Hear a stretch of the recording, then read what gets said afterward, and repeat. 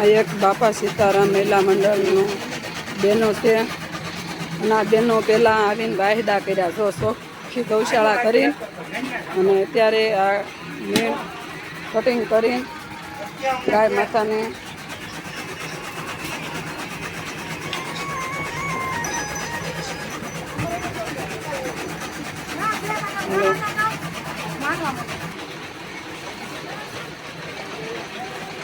જો બેનો કેવી લીલી મીણ કેટલી મસ્ત છે. જો આ કટિંગ કરીને બધી ગાય માતાને આ પ્રસાદ પીરસવામાં આવશે. જો આ બધા બાપા સીતારામ મહિલા મંડળના બહેનો છે. ખરેખર અત્યારે 42 ડિગ્રી તાપમાનની અંદર આ બહેનો સેવા કરે છે અને આ સેવા તો કે એક નિસ્વાર્થ ભાવથી કરે છે. જો આ 1 રૂપિયો આ બહેનનો કોઈનો સ્વાર્થ નથી, કોઈની ફી પણ નથી અને આ કિંમતી સમય છે, આ સમયનું દાન આપે છે આ બહેનો. અને આ લીલું કેટલું મસ્ત ઘાસ છે તો આ કટિંગ કરીને આ ગાય માતાને પ્રસાદ પીરસવામાં આવશે. અમારા બેન તો એક રમૂજી છે હો.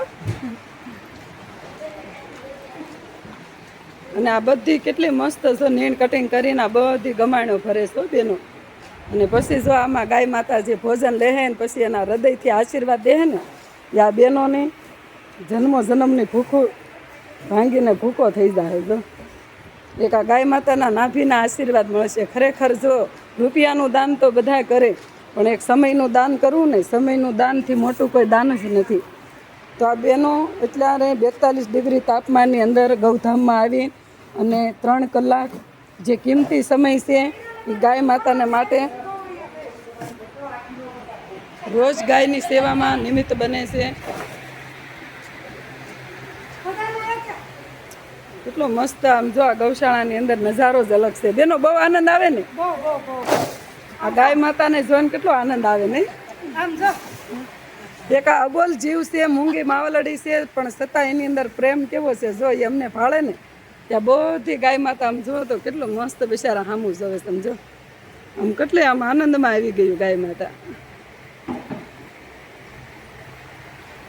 એક પશુ છે, એક અબોલ જીવ છે અને આને એક પશુ કહેવામાં આવે. ખરેખર આ પશુ નથી, આપણી માં છે. જુઓ માં હોય ને એ જ એક ગૌ ભક્તની વેદના વાસી હોય કે જુઓ. પણ અમુક લોકોને તો જે ગાય માતા શું છે ને એ જ કોઈને ખબર નથી. એમ કે ગાય માતા તો એક પશુ છે પણ પશુ નથી, ખરેખર એ આપણી માં છે.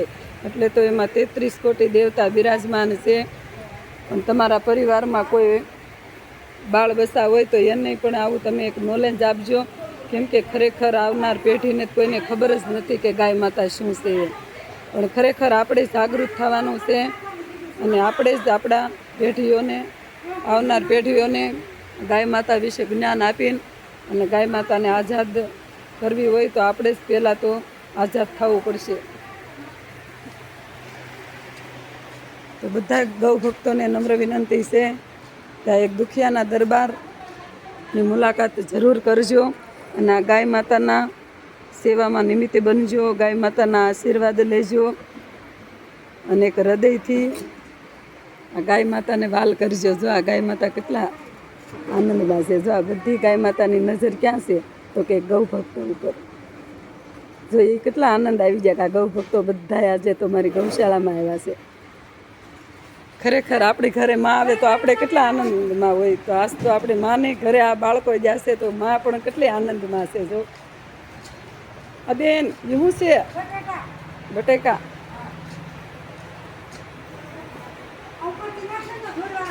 હા તમે રોજે બેન ગૌશાળા આવો? અમે રોજ ગૌશાળામાં વાયદા કરવી. સુરતની ટોટલ ગૌશાળામાં, કોઈ વૃંદાવન ગૌશાળામાં જાય, પીતમરા ગૌશાળામાં જાય, જીવદયા ગૌશાળામાં જાય, નવસર્જન ગૌશાળામાં જાય. અમને બપોર વસાળ ગૌશાળામાં ન જાય ને તો નીંદર જ નથી આવતી. ક્યાંક જાય તો શાંતિ થાય.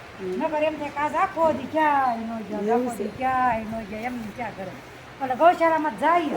ગૌશાળા આપણું ઘર જ ગૌશાળા છે ને. ઘર ગૌશાળા ન ગયા હોય તો એમ થાય હાલો ક્યાંક કરતાલું વગાડીએ પણ ક્યાંક જાય ખરા. ખરેખર આ બેનોની ઘર છે ને ગૌશાળા. આ લોકોને ઘરે આનંદ નથી આવતો ને એટલો ગૌશાળાની અંદર આવે છે.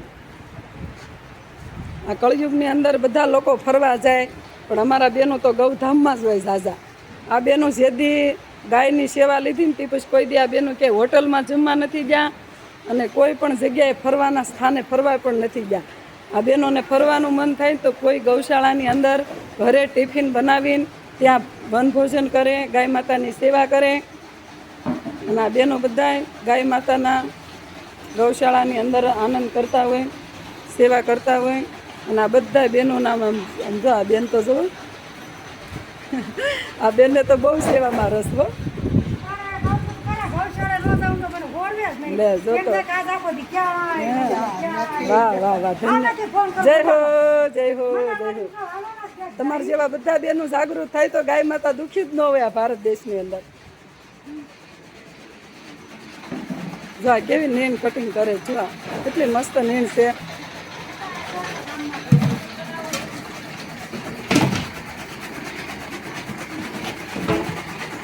જય હો જય હો જય હો.